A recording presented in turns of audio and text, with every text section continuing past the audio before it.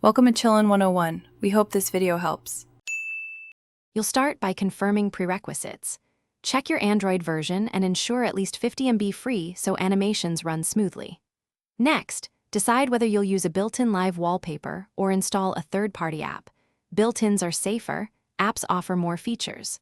Open Settings and long press the home screen to access wallpapers, then tap Live Wallpapers or open Play Store and search for a trusted live wallpaper app. Doing this first avoids permission issues later and gets you straight into selection.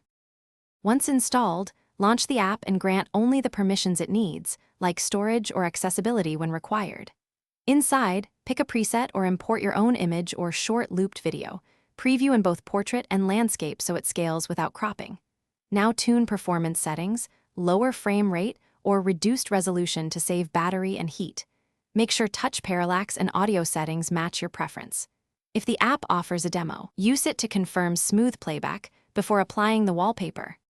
To finish, apply the wallpaper either from the app's Apply button or go to Settings right arrow Wallpapers and select Home or Home and Lock screens. Once active, test responsiveness by swiping home pages, rotating the device, and letting it run for a day to observe battery use. If you encounter stutter or crashes, first reduce frame rate or resolution, then clear the wallpaper app's cache or reinstall. As a key troubleshooting tip, switch temporarily to a static preview to confirm whether the issue is GPU load or the app itself. Thanks for watching.